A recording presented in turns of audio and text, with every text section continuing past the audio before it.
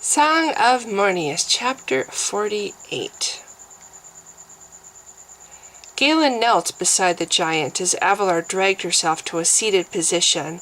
With a grimace, she stared down at the still-smoking small ring patterns crisscrossing her charred jerkin. "Avalar?" Galen asked softly. I am well," she cut him off. She nodded toward Tarek straddling Men's, at the priest's bright red blood sliding slowly down Tarek's blade. "Why is the slaver still breathing?" she demanded. "I'd like to know that myself," Tarek said, looking down. "Why'd you stop me, Halram? What did you mean by needing living flesh?" "These are the basic elements," Galen distantly heard Halram say. While Halram manipulated his vocal cords, Galen busied himself studying the chamber, the circle of craggy shelves surrounding them, and the three oval entrances leading in. All had steps, the two from the sides leading upward, the one in the back leading down. There had once been more stalactites, he noticed, seeing the rounded footprints in the ceiling where others had been, the smoothed-down stumps of stalagmites below them. In the background of his thoughts, Halram's voice droned on. Living flesh can be remolded, reborn. Galen returned with a jolt to self-awareness, seeing how Tarek was staring at him. Returning his gaze, Galen saw his expression soften. Then, with a shrug, Tarek bent low over the priest.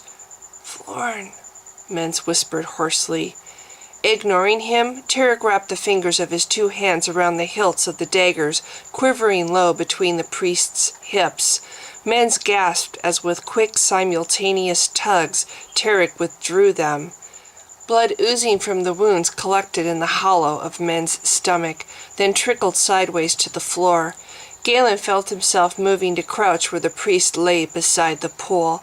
The black robe had turned his head, his mouth working silently as he gaped toward Florina. With soft, rhythmic squeaks, air moved blood from his ragged chest wound. Drawing a breath, Galen leaned down.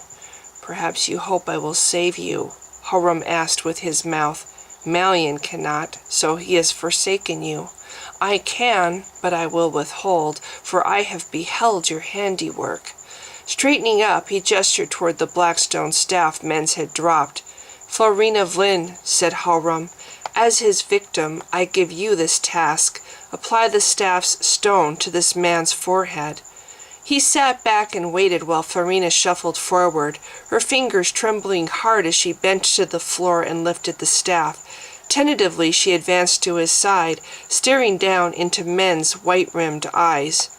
"Be at ease," Halram told her. "He cannot hurt you now." "His forehead," she whispered. "What will that do?" "Absorb him," Galen heard himself saying. "His life force will be taken, imprisoned in the stone as I was in the sky stone. Only his body will remain." "Life is precious, Florina Vlin. Why should I waste what can be reused?" She knelt, and Galen saw her grimace fiercely as she positioned the mounted stone directly between the priest's black brows.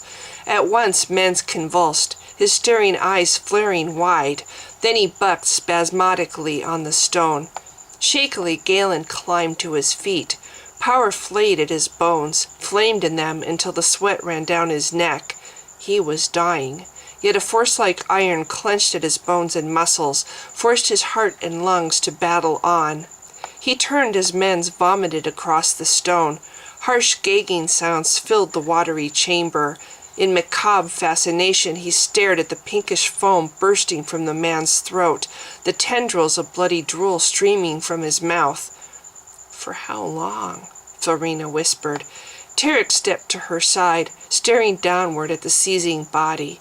"Until it stops," Galen heard Halram say. He squatted then. Unlike the others, he had retained possession of his pack. Now he set it softly beside the water. As if from a great distance, he watched his fingers unbuckling the strap. Beside him the body thrashed, the black robe's fists and heels drumming the stone. He swallowed against the pity he felt, averted his eyes from the frantic, contorting face. "His ears and nose are bleeding," Florina whispered. "Eyes, too. I had no idea the Blackstones could kill. Galen turned where he crouched, Horum's emotions twisting his face. They are the living heart of this world, Filrena Flynn, and lethal. Life is power. To survive, this world reclaims it indiscriminately through these stones. The body, he nodded at Mens, will endure only briefly after. I must work swiftly before it fades. In his chest, Galen felt the tension building, Horum's urgency. Malian, Horum was saying, is wounded. There will be retaliation. There will... Good! Here it is. Nodding, Galen watched his hands withdraw a folded scrap of brown-stained cloth. He stared at the cloth, gagging as he recalled its contents. Now, Horum continued, ignoring his reaction, if the flesh has quieted, Tarek Florin, I ask that you remove its clothing. Tarek stared down. It hasn't, he said darkly. Frowning, Galen glanced over. It has enough, Horum was saying. Place it now in the water. There was a pause. Curious, Galen roused himself to glance at the faces of his friends around him. Is this distasteful? The warder asked, focusing on Lieutenant Roth as Tarek and Virgen bent to disrobe the body. Have you learned now that everyone has a story, including this man? He too was a victim, though unlike Filrena Flynn, warped beyond all aid. His crimes I cannot dismiss. Place him in the water, Leader Florin, Horum called. From this darkness there shall be life. Kicking aside men's garments and boots, Tarek looked up with a scowl. What exactly are you intending? He asked. As you say, Malian's bound to return. Staying here is the last. No action of mine will change the inevitable, Horum cut in. I am a maker. That is my existence. The same matter in suns is also in flesh. That is what you are, what I see. Until you open your mouth, Tarek Florin, until I hear otherwise, you are nothing more than air and salt, chemicals, water. Chemicals? Virgen echoed, arching his eyebrows at Dren Avram, who shrugged. Galen, equally perplexed, nodded to the captain's dismay. This is what I am, Horum continued with his mouth. You think of me as a spirit like Argus, possessing this human. I am not. I was never you. I am power and thought, nothing more. That, Horum nodded sideways at the body, is simple matter. From it, much as Filrena Flynn created monsters, I shall fashion a gift for you. Tarek frowned. You keep saying gift, he said. What gift? What could I possibly want from this? With a look of contempt, he nudged the body with the toe of his boot. Beside him, Avalar was staring at the pool, her quiet tears reflecting Mornius's light. Following her gaze, Galen saw the air shimmering above the water, a dancing disturbance that hadn't been there before. Galen felt Horum nod. You sense him, he acknowledged. That is good. Your heart perceives what your eyes cannot. Moving to the edge of the tarn, he slowly raised Mornius. You, giant, shall be my guide. Tarek Florin? Tarek slid his arms under the dying body. Bereft of his robes, Mens was pathetically thin, his body an intricate map of self-abuse, crisscrossed scars modeling his skin over yellow and black bruises. Galen watched, feeling his head bobbing its warder-manipulated approval as Tarek stepped into the water. Slowly, staring at him skeptically, Tarek lowered the still-breathing shell of what had been, moments before, a living man. With his hand, Galen gestured to Tarek to release the twitching form and retreat from the water.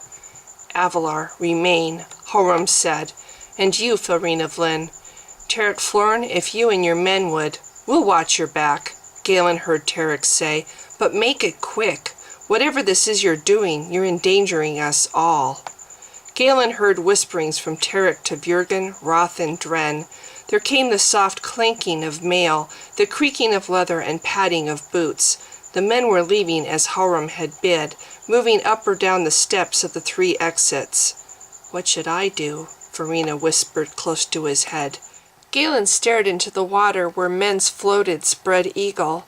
Cleansed by Argus's touch, the water was restored, clear now to the very bottom, growing in its potency.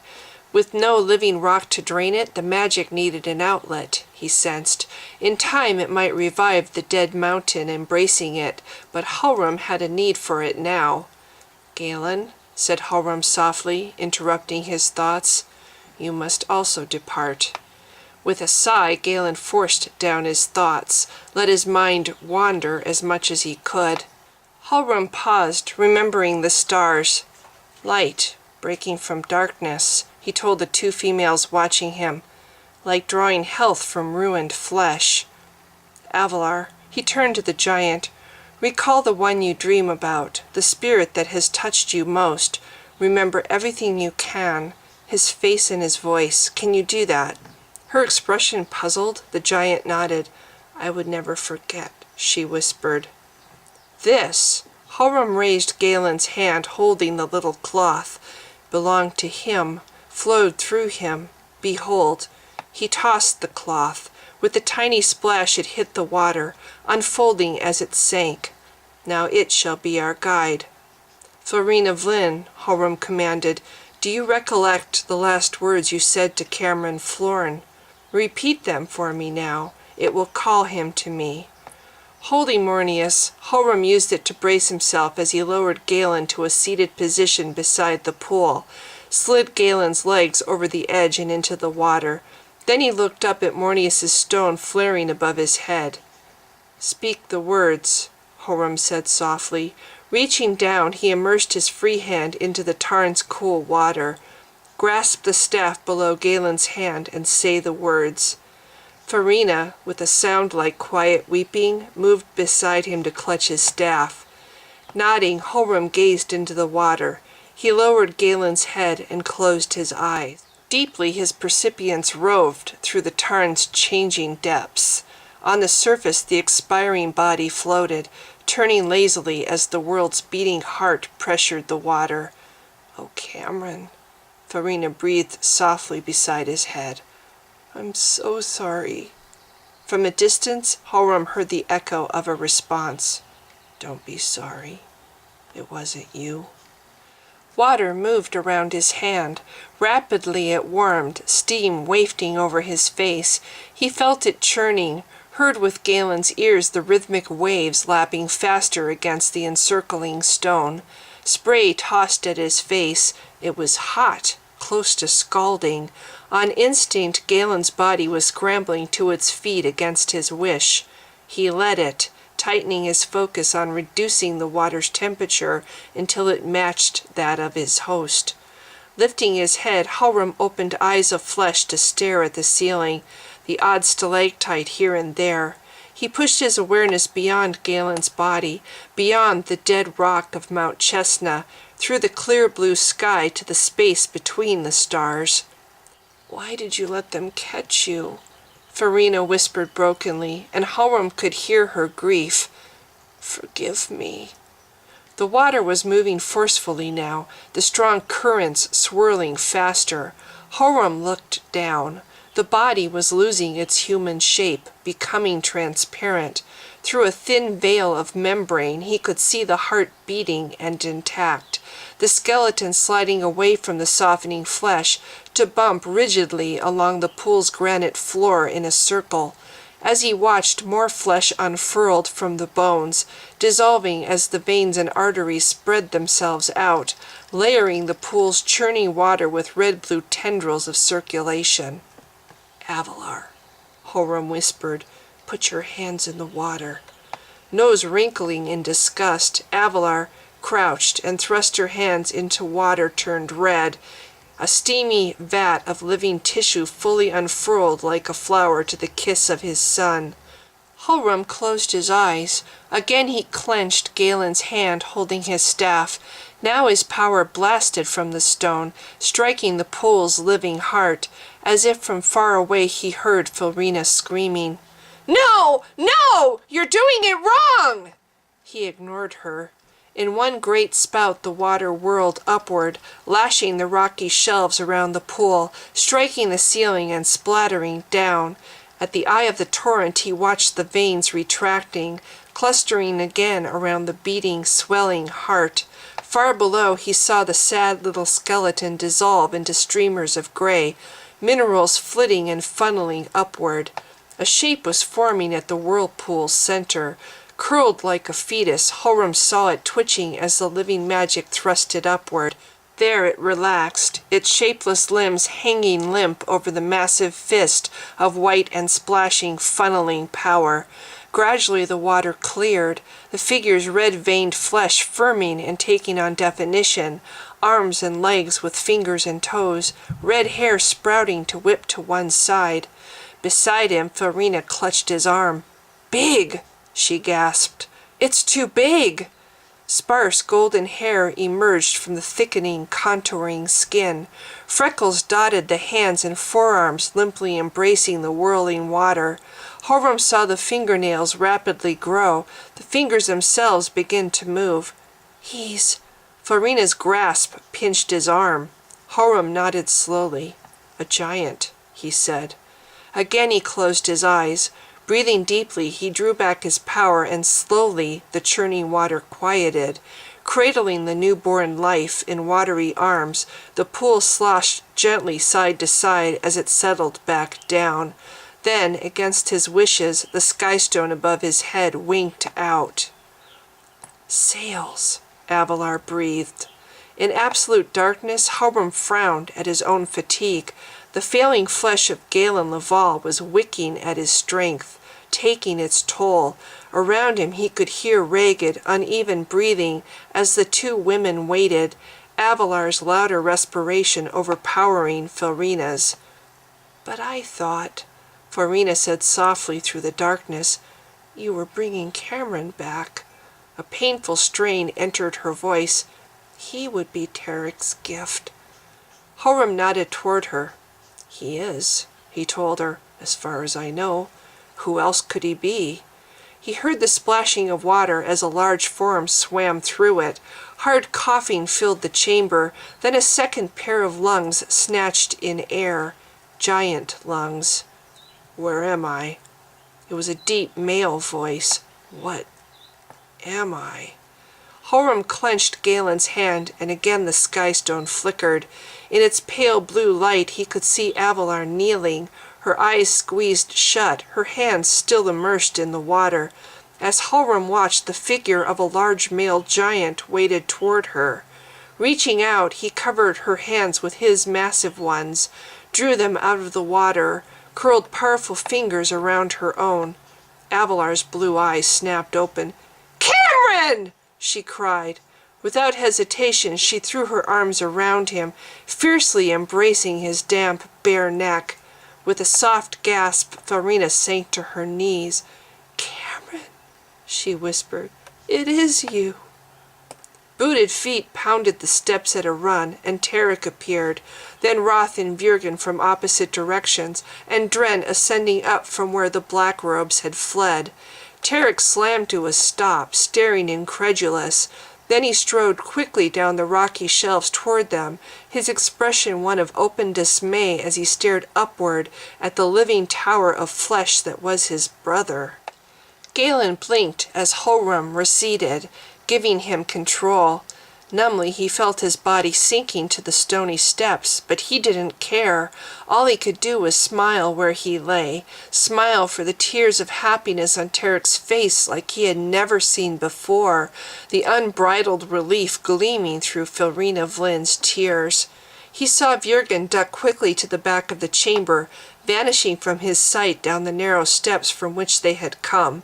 In moments the captain returned, gripping Avalar's pack as he struggled to catch his breath. Avalar clung to Cameron Florn as water rippled down his back from his long, ruddy hair. His shoulders had freckles too, Galen noticed, like his hairy arms. After a pause, Farina turned toward him where she knelt. Then all the humans were staring down as Avalar helped the half-drowned giant from the pool. "My brother," Tarek whispered in awe, his voice choking on the words. "That's him?" Galen looked past them at the two giants. Virgin was handing Avalar clothing from her pack, a tunic and her extra pair of leggings. He watched as Avalar unfolded them and held them up against Cameron, frowning as she checked the fit. "You're so big," he heard her murmur. "He made you too big, Cameron." "Horam?" said Tarek's voice. Galen blinked as Tarek's legs again entered his field of vision. He glanced up as Tarek knelt and looked him in the face. Slowly he shook his head at Tarek's confusion. "He's tired," Galen whispered. "So am I. He's still not at full strength. He gets tired, too." "Tired?" Shifting back on his heels, Tarek turned his head, looked over his shoulder at the two giants, at the familiar face of his brother on a body far larger than it should be. "Why did he make him a giant?" Florina asked, looking down from where she had climbed to her feet behind Tarek. "Galen, do you know?" Galen nodded.